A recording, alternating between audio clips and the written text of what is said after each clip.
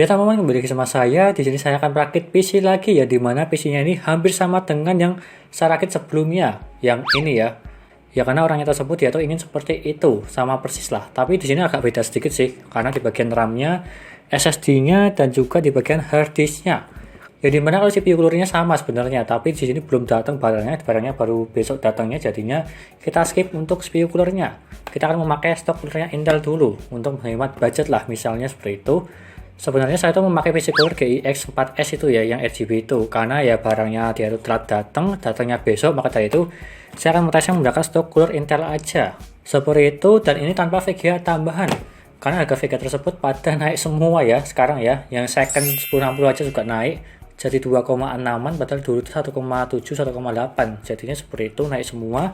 Dan di sini tanpa VGA tambahan, cuma memakai eGPU-nya FF 10400.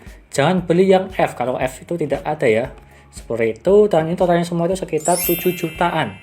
Yang dimana jika dibandingkan dengan rakitan yang ini, dia tuh harganya pada turun semua. Seperti contoh, prosesornya dan juga mobonya, dia tuh turun semua. Jadinya bisa lebih murah daripada yang dulu. Dan di sini saya akan menjelaskan satu-satu aja, papatnya apa aja. Dan sebelum saya lanjutkan, jangan lupa klik subscribe ya teman-teman, pojok kanan bawah itu ya. Tinggal diklik seperti itu, dan juga jangan lupa share di bagian kolom deskripsi itu ya, supaya bisa giveaway PC, yang dimana dari semua dananya tersebut. Dan jangan lupa share. Dan yang pertama saya menggunakan Core i5 10400. Nih, 6 core 12 thread. Ini sangat rekomen sih untuk bermain game maupun live streaming dengan harga yang murah, terjangkau lah. Gak usah pakai Core i7 masih sanggup, tapi harus pakai VGA ya. Kalau pakai eGPU-nya gak bisa seperti itu. Dan di sini saya tuh mendapatkan harga sekitar 2,3an. Harganya pada turun kalau prosesor ini. Apalagi Core i5 yang serinya F yang ini, dia itu juga turun banget daripada yang dulu. Dan selanjutnya mobile saya menggunakan ini ASRock B460M Pro 4. Saya sudah merakit ini sekitar 3-4 kali ya kalau yang ini ya, karena paling laris sendiri. Yang dimana warnanya putih dan juga dia itu MATX ya, bukan ATX. Jadinya saya tuh menggunakan casing yang MATX. Jadinya pilih yang standar di sini ya. Ini harganya itu sekitar 1,415, harganya normal lagi. Kalau dulu itu harganya sekitar 1,55 ya. Dia itu naik karena barangnya itu susah dicari. Sekarang harganya turun karena barangnya banyak dicari ya. 1,415 itu sudah termasuk ongkirnya ya, 1,415 ya. Bukan harga dari tokonya, karena kan beratnya ini sekitar 2 kiloan. Tapi kalau nggak salah ini memang berat banget sih ini mobonya. Dan selanjutnya saya menggunakan ini RAM. Ini RAM saya kasih ada seperti ini supaya lebih aman lah ini ya. Evosphere, ini mereknya Gale nih. Dan ini saya tuh beli second, harganya dapat murah, jadinya saya memilih ini. Ya karena kalau pakai rakitan yang dulu kalau nggak salah dia tuh pakai Patriot yang warna merah kalau nggak salah. Dia tuh stoknya udah habis, maka dari itu saya memakai ini. Ini tuh second ya, tapi masih bagus banget sih, garansi lifetime. Dan serinya ini juga agak mahal sih kalau yang barunya ini ya, serinya Gale Evosphere ini ya. Ini 2x8, jadinya 16 GB totalnya. Harganya saya cantumin di bagian bawah sini. Dan selanjutnya saya menggunakan ya SSD M.2 PNG. Sudah saya review di video sebelumnya. Kalian tahu kan kalau ini dingin sekali untuk ini PNG-nya ini, dan juga weight dan juga speed-nya dia tuh bagus. Jadinya ini sangat rekomen kalau menggunakan ini. Tetapi harganya ini naik sedikit ya, sekitar 550 atau berapa aku lupa. Saya kasih gambaran di bawah ini. Ini rekomen kalau yang ini. Dan selanjutnya saya menggunakan harddisk 1 tera, mereknya random sih sebenarnya. Ini mereknya Toshiba, dapat yang ini. Kadang ada Seagate, Hitachi dan juga WD, tetapi dapatnya Toshiba tapi nggak masalah. Yang penting 1 tera. Dan juga kecepatannya 7200 RPM untuk harddisknya. Selanjutnya saya menggunakan power supply ya 550 watt FSP. Sama seperti rakitan yang sebelumnya itu, sama menggunakan ini. Mungkin kedepannya dia akan menggunakan 1660 Ti, jadinya sangat sanggup. Ini kan 550 watt dan juga sudah 80 plus, jadi ya sangat cukup banget. Tidak ada beban, dan juga ini sanggup sampai RTX 2060. Tapi ya mepet banget sih sebenarnya kalau pakai RTX 2060 maupun yang super. Carilah yang bagusan, yang 80 plusnya yang gold atau platinum supaya lebih aman lah. Selanjutnya saya menggunakan ini casingnya aja langsung ya. Casingnya saya menggunakan Cube Gaming Kelva. Ini adalah MATX, sudah bonus satu fan di bagian belakang ya, tapi nggak RGB, cuma fan hitam biasa 12 cm. Dan di sini full tempered glass dari atas ke bawah, dan di bagian depan dia tuh polosan putih aja, nggak ada kayak RGB-nya. Ini tuh harganya sekitar 435.000. Mungkin di setiap daerah dia tuh beda-beda ya. Kalau di daerah saya di Solo 435.000. Full putih semua dari luar sampai ke dalam, kecuali jaring-jaringnya ini ya. Kalau bisa putih ya lebih bagus ini. Selanjutnya yang terakhir saya menggunakan PC cooler nih. Ini sangat rekomend sih kalau yang ini. Kalau tanpa remote ya. Ini kan auto rainbow, harganya murah sekali 40.000, tinggal Anda beli aja. Saya tuh memakai 4, 1 2 3 4 terutup sama RAM-nya ini ya. 4 di bagian depan, 3 di bagian belakang 1.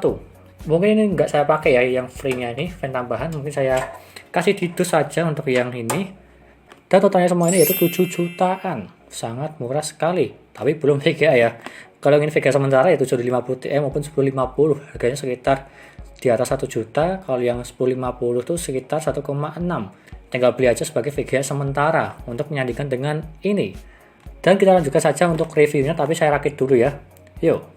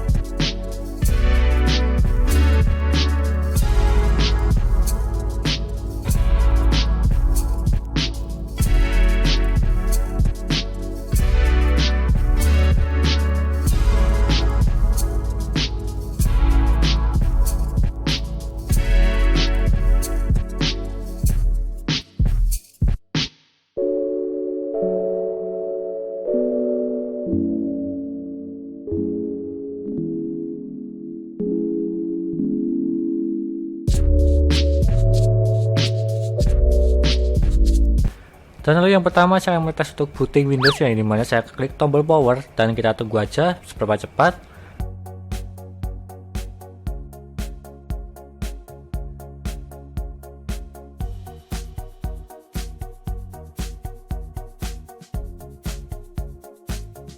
Dan hasilnya yaitu 15 detik. Ini sangat cepat atau standar NVMe ya.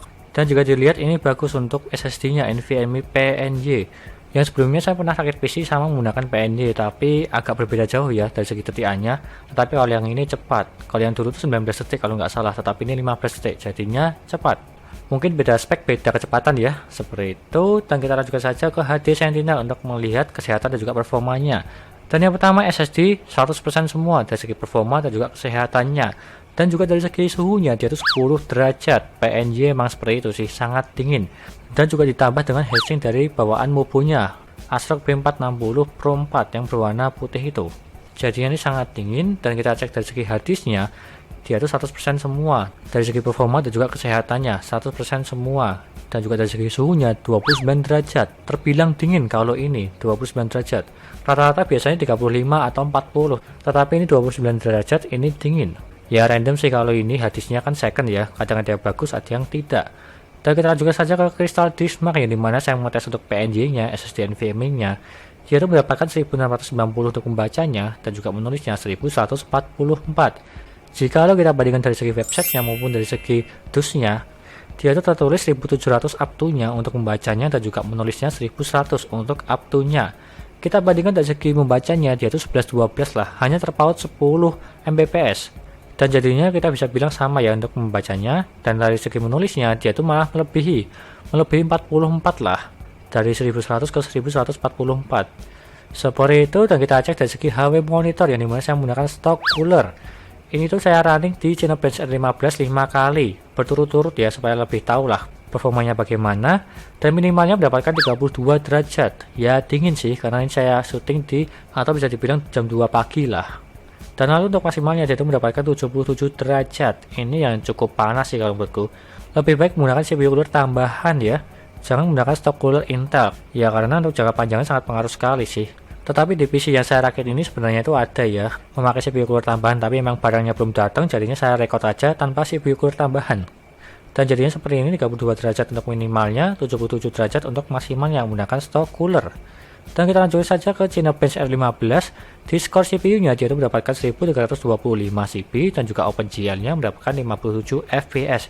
Yang dimana dia itu menggunakan Intel Graphics 630, UHD 630 lah. Jadi skornya demikian. Dan kita lanjut ke tes gamenya, yang dimana saya di Valorant.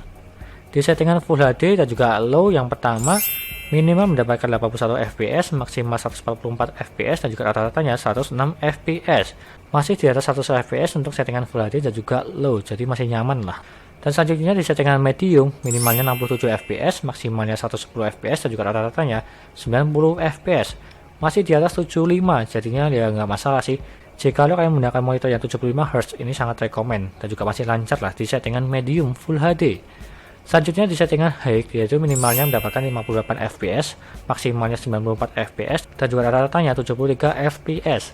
Jika kita bermain di settingan high, dia itu masih enak, yang dimana rata-ratanya masih di atas 60.